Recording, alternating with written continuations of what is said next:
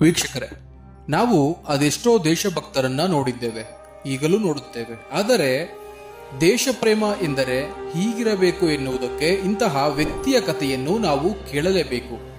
ಹೌದು, ದೇಶಕ್ಕೋಸ್ಕರ ಪ್ರಾಣವನ್ನು ತರ್ಪಣದಂತೆ ನೀಡಿದ ಅಪ್ರತಿಮ ವೀರ ಈತ. ಇಂತಹ ಅದೆಷ್ಟೋ ಜನ ನಮ್ಮಲ್ಲಿದ್ದಾರೆ. ಅದರಲ್ಲಿ ಮೊದಲ ಸಾಲಿನಲ್ಲಿ ನಿಲ್ಲುವವರು ಭಗತ್ ಸಿಂಗ್. ಭಗತ್ ಸಿಂಗ್ ಅಂದ್ರೆ ಯಾರಿಗೆ ಗೊತ್ತಿಲ್ಲ ಹೇಳಿ? ಈ ವ್ಯಕ್ತಿಯ ಹೆಸರು ಕೇಳಿದರೆ ಸಾಕು ಎಂತವನ ಎದೆಯಲ್ಲೂ ಸಹ ದೇಶ ಪ್ರೇಮದ ಬಗ್ಗೆ ಜಾಗೃತಿ ಮೂಡುತ್ತೆ. ಅಂತಹ ಪರಮ ದೇಶಭಕ್ತ ಭಗತ್ ಸಿಂಗ್. ಇಂತಹ ಅಪ್ರತಿಮ ವೀರನ ಬಗ್ಗೆ ನಾವು ತಿಳಿಯೋದಾದ್ರೆ, ಭಗತ್ ಸಿಂಗ್ ಅವರು 1907ನೇ ಇಸವಿಯ ಸೆಪ್ಟೆಂಬರ್ 28ರಂದು ಈಗಿನ ಪಾಕಿಸ್ತಾನದ ಪಂಜಾಬ್ನ ಲೈಪುರ ಜಿಲ್ಲೆಯ ಭಂಗಾ ಗ್ರಾಮದಲ್ಲಿ ಜನಿಸ್ತಾರೆ. ಭಗತ್ ಸಿಂಗ್ ಅವರು ಶ್ರೀಮತಿ ವಿದ್ಯಾವತಿ ಮತ್ತು ಕಿಶನ್ ಸಿಂಗ್ ಎಂಬ ದಂಪತಿಗೆ ಜನಿಸ್ತಾರೆ. ತಂದೆ ಜೀವ ವಿಮಾ ಕಂಪನಿಯಲ್ಲಿ ಏಜೆಂಟರ್ ಆಗಿ ವೃತ್ತಿ ಮಾಡ್ತಾ ಇದ್ರು. ಇವರು ಶಾಲಾ ಶಿಕ್ಷಣವನ್ನು ದಯಾನಂದ ವೇದಿಕ್ ಆಂಗ್ಲೋ ಸ್ಕೂಲ್ ಅಲ್ಲಿ ಪಡ್ಕೋತಾರೆ. ನಂತರ ಕಾಲೇಜು ಶಿಕ್ಷಣವನ್ನು ಲಾಹೋರ್ನ ನ್ಯಾಷನಲ್ ಕಾಲೇಜ್ನಲ್ಲಿ ಪಡ್ಕೊಳ್ತಾರೆ. ಆ ಸಮಯದಲ್ಲಿ ಸ್ವಾತಂತ್ರ್ಯ ಹೋರಾಟದ ಬಗ್ಗೆ ಇವರಿಗೆ ಅಪಾರ ಕುತೂಹಲ ಮೂಡುತ್ತೆ. ಭಗತ್ ಮೇಲೆ ಅತೀವ ಪ್ರಭಾವವನ್ನು ಬೀರಿದವರೆಂದರೆ ಅವರ ಚಿಕ್ಕಪ್ಪ ಅಜಿತ್ ಸಿಂಗ್. ಅಜಿತ್ ಸಿಂಗ್ರು ಉಗ್ರ ಭಾಷಣಕಾರರಾಗಿದ್ರು. ರೈತರ ನಡುವೆ ಹಲವಾರು ಚಳುವಳಿಗಳನ್ನ ಸಂಘಟನೆಯನ್ನ ಮಾಡಿದ್ರು. ಬ್ರಿಟಿಷರು ಅಜಿತ್ ಸಿಂಗ್ರನ್ನ ಹುಡುಕಿ ಬಂಧಿಸಲು ಅದೆಷ್ಟೇ ಕಷ್ಟಪಟ್ಟರೂ ಅವರ ಕೈಗೆ ಸಿಗದೆ ಚಳ್ಳೆ ಹಣ್ಣು ತಿನ್ನಿಸಿ ಯುವ ದೇಶ ಪ್ರೇಮಿಗಳ ಹುಟ್ಟಿಗೆ ಕಾರಣರಾದರು. ಭಗತ್ ಸಿಂಗ್ ಅವರ ದೇಶಭಕ್ತಿ ಅತಿರೇಕಕ್ಕೆ ಹೋಗಲು ಕಾರಣವಾಗಿದ್ದು ಲಾಹೋರ್ ಪಿತೂರಿ ಪ್ರಕರಣದಲ್ಲಿ ಪ್ರಮುಖ ಆರೋಪಿಯಾಗಿದ್ದ ಕರ್ತರ್ ಸಿಂಗ್ ಸರಫ್. ಇವರು 1915ರಲ್ಲಿ ಅವರ 20ನೇ ವಯಸ್ಸಿನಲ್ಲಿ ನೇಣುಗಂಬಕ್ಕೇರ್ತಾರೆ. ಅವರ ಹೇಳಿಕೆಯಂತೆ ರಾಷ್ಟ್ರ ವಿಮೋಚನೆಯೊಂದೇ ನನ್ನ ಗುರಿ. ಯಾವುದೇ ವ್ಯಕ್ತಿ, ರಾಷ್ಟ್ರ, ಧರ್ಮ ಅಥವಾ ಜನಾಂಗದ ಮೇಲೆ ದ್ವೇಷ ಸಾಧಿಸಲು ನಾನು ಯಾವುದನ್ನು ಮಾಡಿಲ್ಲ. ನನಗೆ ಬೇಕಾಗಿರುವುದು ಒಂದೇ, ಅದು ಸ್ವಾತಂತ್ರ್ಯ.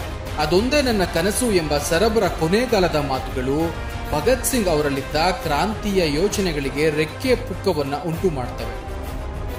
ಭಗತ್ ಸಿಂಗ್ ಭಾರತೀಯ ಸ್ವಾತಂತ್ರ್ಯ ಹೋರಾಟದ ಯುವ ಕ್ರಾಂತಿಕಾರಿಗಳಾಗಿದ್ದರು. ಅವರು ಬ್ರಿಟಿಷ್ ಅಧಿಕಾರದ ವಿರುದ್ಧ ಕ್ರಾಂತಿಯ ಧೋರಣೆಯನ್ನು ಅನುಸರಿಸುವ ಮಾರ್ಗದಲ್ಲಿ ಮುಂಚೂಣಿಯಲ್ಲಿದ್ದರು. ಅತಿ ಚಿಕ್ಕ ವಯಸ್ಸಿನಲ್ಲಿ ಸ್ವಾತಂತ್ರ್ಯ ಸಂಗ್ರಾಮಕ್ಕೆ ಧುಮುಕಿದರು. ಇಂತಹ ಯೋಚನೆಗಳಿಂದ ಬದಲಾಗಿದ್ದ ಭಗತ್ ಸಾವನ್ನು ತಮ್ಮ ಪಕ್ಕದಲ್ಲಿ ಇರಿಸಿಕೊಂಡು ಓಡಾಡಲು ಶುರು ಮಾಡಿದ್ರು. ಅಮೃತಸರದಲ್ಲಿ ಜಲಿಯನ್ ವಾಲಾಬಾಗ್ ಹತ್ಯಾಕಾಂಡ ನಡೆದಾಗ ಸಿಂಗ್ 12 ವರ್ಷದವರಾಗಿದ್ರು. ಅಲ್ಲಿ ಬ್ರಿಟಿಷ್ ಪಡೆಗಳು ನಿರಾಯುಧ ಭಾರತೀಯರ ದೊಡ್ಡ ಗುಂಪಿನ ಮೇಲೆ ಗುಂಡು ಹಾರಿಸಿ ನೂರಾರು ಮುಗ್ಧ ಜನರನ್ನ ಕೊಂದು 1000ಕ್ಕೂ ಹೆಚ್ಚು ಜನರಿಗೆ ಗಾಯವನ್ನ ಉಂಟು ಮಾಡಿದರು. ಈ ಘಟನೆಯು ತಕ್ಷಣವೇ ಅವರನ್ನು ಭಾರತದ ಸ್ವಾತಂತ್ರ್ಯಕ್ಕಾಗಿ ಹೋರಾಡಲು ಪ್ರೇರೇಪಣೆಯನ್ನ ಮಾಡುತ್ತೆ. ಈ ಕಾರಣದಿಂದ ಮಹಾತ್ಮ ಗಾಂಧಿ ಅವರು ಭಾರತಕ್ಕೆ ಸ್ವರಾಜ್ಯವನ್ನ ನೀಡುವಂತೆ ಭಾರತದ ಬ್ರಿಟಿಷ್ ಸರ್ಕಾರವನ್ನು ಒತ್ತಾಯಿಸಲು ಆಯೋಜಿಸಿದ್ದ ಅಸಹಕಾರ ಚಳುವಳಿಯಲ್ಲಿ ಸೇರಿಕೊಳ್ತಾರೆ. ನಂತರ ಕೆಲವೊಂದು ಕಾರಣಗಳಿಂದ ಗಾಂಧೀಜಿ ಆ ಚಳುವಳಿಯನ್ನ ಹಿಂತೆಗೆದುಕೊಂಡರು. ಇದರಿಂದ ಭಗತ್ ಸಾಧಾರಣವಾಗಿ ನಿರಾಶೆಗೊಳ್ತಾರೆ. ಈ ಸಂದರ್ಭದಲ್ಲಿ ಭಾರತೀಯ ಪ್ರತಿಭಟನಾಕಾರರು ಹಿಂಸಾಚಾರದಲ್ಲಿ ಮುಗಿಲಿದ್ದು ಸುಮಾರು 25 ಬ್ರಿಟಿಷ್ ಪೊಲೀಸ್ ಅಧಿಕಾರಿಗಳನ್ನ ಕೊಂದು ಹಾಕ್ತಾರೆ. ಭಗತ್ ನ್ಯಾಷನಲ್ ಕಾಲೇಜಿನಲ್ಲಿ ಇದ್ದಾಗ ಹಿಂದೂಸ್ತಾನ್ ರಿಪಬ್ಲಿಕ್ ಅಸೋಸಿಯೇಷನ್ ಸಂಘದ ಜೊತೆ ಸೇರಿ ನೌಜವಾನ್ ಭಾರತ್ ಸಭಾ ಅಥವಾ ಭಾರತ ಯುವ ಸಂಘವನ್ನ ಸ್ಥಾಪನೆ ಮಾಡ್ತಾರೆ. ಸಂಘದ ವಿಚಾರಧಾರೆಗಳನ್ನು ಪ್ರತಿಪಾದಿಸುವ ನಿಟ್ಟಿನಲ್ಲಿ ಪಂಜಾಬಿ ಮತ್ತು ಉರ್ದು ಪತ್ರಿಕೆಗಳಿಗೆ ಬರಹಗಾರ ಮತ್ತು ಸಂಪಾದಕರಾಗಿಯೂ ಕೆಲಸ ಮಾಡಿದ್ರು. ಅಲ್ಲಿ ಇನ್ಕಲಾಬ್ ಜಿಂದಾಬಾದ್ ಎನ್ನುವ ಪದ ಗುಚ್ಛವನ್ನು ಜನಪ್ರಿಯಗೊಳಿಸುತ್ತಾರೆ. ಇನ್ಕಲಾಬ್ ಜಿಂದಾಬಾದ್ ಎಂದರೆ ಕ್ರಾಂತಿ ಚಿರಾಯುವಾಗಲಿ ಎಂದರ್ಥ.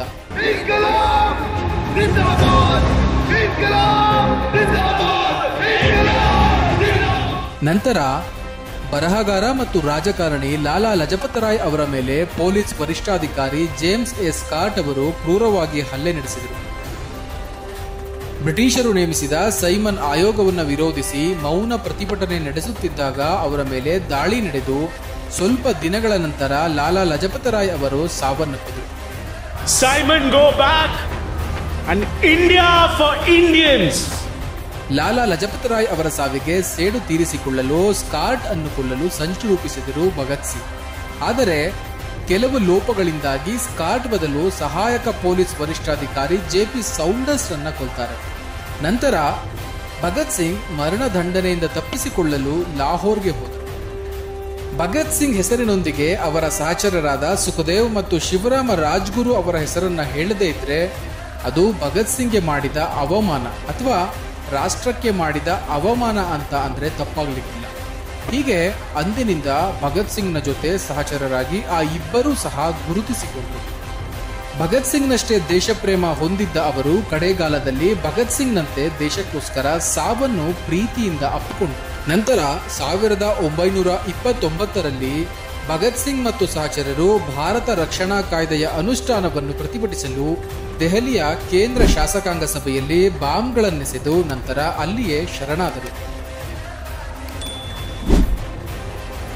ಸೌಂಡರ್ಸ್ ಹತ್ಯೆಯ ಪರಿಣಾಮವಾಗಿ ಭಗತ್ ಸಿಂಗ್, ಸುಖದೇವ್ ಮತ್ತು ಶಿವರಾಮ ರಾಜ್ಗುರು ಮತ್ತು ಇತರ 12 ಜನರನ್ನು ಲಾಹೋರ್ ಪಿತೂರಿ ಪ್ರಕರಣದ ಅಡಿಯಲ್ಲಿ ವಿಚಾರಣೆಗೆ ಒಳಪಡಿಸಲಾಯಿತು. ವಿಚಾರಣೆಯ ಸಮಯದಲ್ಲಿ ಜೈಲಿನಲ್ಲಿದ್ದಾಗ ಭಗತ್ ಸಿಂಗ್ ಕೈದಿಗಳ ಮೇಲಿನ ಕೆಟ್ಟ ನಡವಳಿಕೆಯನ್ನು ಪ್ರತಿಭಟಿಸಲು ಉಪವಾಸ ಸತ್ಯಾಗ್ರಹವನ್ನು ಕೈಗೊಳ್ಳುತ್ತಾರೆ. ಈ ಸತ್ಯಾಗ್ರಹ ಅವರಿಗೆ ಭಾರತದಲ್ಲಿ ವ್ಯಾಪಕ ಅನುಯಾಯಿಗಳನ್ನು ಹುಟ್ಟುಹಾಕುತ್ತೆ. ನಂತರ ಪ್ರಕರಣಕ್ಕೆ ಸಂಬಂಧಪಟ್ಟಂತೆ ಭಗತ್ ಸಿಂಗ್, ರಾಜ್ಗುರು ಮತ್ತು ಸುಖದೇವ್ ಅವರನ್ನ ಗಲ್ಲಿಗೇರಿಸಲಾಗುವುದು ಎಂದು ನ್ಯಾಯಾಲಯ ತೀರ್ಪು ನೀಡಿತು. 1931 ಮಾರ್ಚ್ 23ರಂದು ಭಾರತದ 3 ಶ್ರೇಷ್ಠ ಕ್ರಾಂತಿಕಾರಿಗಳನ್ನ ಲಾಹೋರ್ನಲ್ಲಿ ಗಲ್ಲಿಗೇರಿಸ್ತಾರೆ. ನಂತರ ಅವರ ಶರೀರವನ್ನ ಸಮುದ್ರ ತೀರದಲ್ಲಿ ದಹನ ಮಾಡಲಾಗುತ್ತೆ. ವೀಕ್ಷಕರೇ, ಇತಿಹಾಸದ ಘಟನೆಗಳು ಹೇಳುವ ಪ್ರಕಾರ ಮಹಾತ್ಮ ಗಾಂಧೀಜಿಯವರು ಮನಸ್ಸು ಮಾಡಿದರೆ ಭಗತ್ ಸಿಂಗ್, ರಾಜ್ಗುರು, ಸುಖದೇವ್ ಅವರನ್ನ ಉಳಿಸಬಹುದಿತ್ತು. ಆದರೆ ಅದೇಕೋ ಸಾಧ್ಯವಾಗಲಿಲ್ಲ. ಅದೂ ಸಾಲದೆಂಬಂತೆ ಭಗತ್ ಸಿಂಗ್ ಒಂದೇ ಒಂದು ಪತ್ರದಲ್ಲಿ ಕ್ಷಮಾಪಣೆ ಕೋರಿದ್ರೆ ಬ್ರಿಟಿಷರು ಅವರನ್ನ ಬದುಕಿಕೊಳ್ಳಲು ಬಿಡುತ್ತಿದ್ರು ಏನು. ಆದರೆ ಮೈಯಲ್ಲಿ ಬರೀ ರಕ್ತ ಹರಿಯದೆ ಬರೀ ದೇಶ ಪ್ರೇಮವೇ ಹರಿಯುತ್ತಿದ್ದ ಅವರಿಗೆ ಸಾವಿನ ಬಗ್ಗೆ ಕಿಂಚಿತ್ತು ಭಯ ಇರಲಿಲ್ಲ.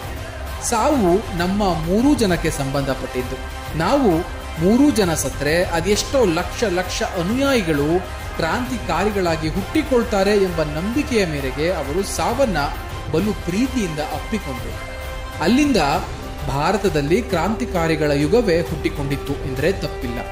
ವೀಕ್ಷಕರೇ, ಅದೆಷ್ಟು ವರ್ಷಗಳಿಂದ ಶಾಂತಿಯ ಮಂತ್ರ ಜಪಿಸುತ್ತಾ ಬಂದಿದ್ದ ಭಾರತದ ಮಹಾನ್ ನಾಯಕರು ಸಾಧಿಸಲಾಗದೇ ಇದ್ದದ್ದನ್ನು ಭಗತ್ ಸಿಂಗ್ ಸಾವಿನ ನಂತರ ಕೇವಲ 15 ವರ್ಷಗಳಲ್ಲೇ ನಮಗೆ ಸ್ವಾತಂತ್ರ್ಯ ದೊರಕಿದೆ. ಕ್ರಾಂತಿಕಾರಿ ಮಾಡಿದ್ದು ಸರಿಯೇ ಅಥವಾ ತಪ್ಪೇ ಎಂದು ನೀವೇ ತೀರ್ಮಾನ ಮಾಡಿ. ಜೈ ಹಿಂದ್.